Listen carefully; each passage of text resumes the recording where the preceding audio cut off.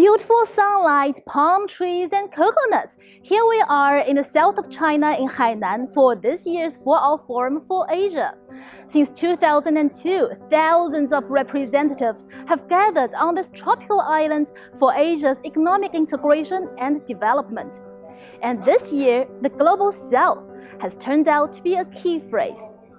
A potent force now representing over 40% of global GDP and driving 80% of global growth. The Global South commands attention in international economics and politics. I think it's good that we're starting step by step to see the Global South playing a larger role in international politics. And this is only natural since the Global South is starting to be a more important economic actor. Despite their economic clout, developing nations face systematic challenges. And it's very difficult for Western countries, Europe and the US, to accept that they are not the prettiest girl in the room any longer. They need to face someone new, maybe different, maybe better in some areas, and accept that the hegemonic world is coming to an end. Western dominance in financial institutions leaves the Global South countries without adequate platforms to voice their needs. In today's world, developing countries face many challenges. I would say compounded challenges. I think the international financial architecture has to be reformed. It has to represent the world and has to address the needs of developing countries, make it easier for developing countries to access finance so that they can build sustainable development.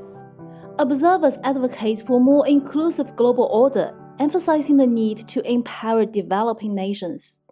One thing is to have different countries banding together and creating a different forum and blocks. So for example, the BRICS Association is one example of this. Different organizations in Asia is another example of this. BRICS aims to counterbalance Western dominance in institutions like the IMF and the World Bank. The new development bank's expansion and the use of local currencies in trade are key strategies. The Belt and Road Initiative supports Global South connectivity and trade. Infrastructure projects across continents are vital for common development and stronger international negotiating positions. The Belt and Road is the most important project in the world. You don't create a GDP in the sea.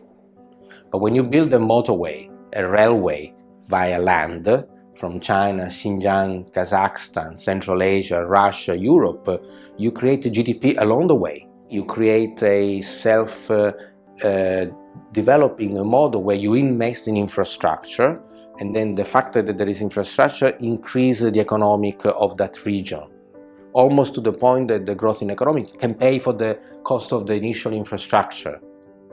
Despite challenges, the Global South is actively shaping global affairs. I see recently more active and more effective participation and engagement of developing countries, especially on the UN platform. I observed the negotiations of UN General Assembly resolutions. Developing countries now express clearer and louder voice compared to decades ago. I hope in reforming international financial architecture, developing countries can learn from their own experiences of their engagement at the UN platform. And I hope they can together shape a more inclusive, fairer, and more justice in global governance. World leaders are gathering in Boao for a shared future in a changing world, and the Global South is a driving force. Developing countries have the will and ability to succeed, but they lack necessary tools to achieve their potential, and this requires a more equitable and inclusive international order.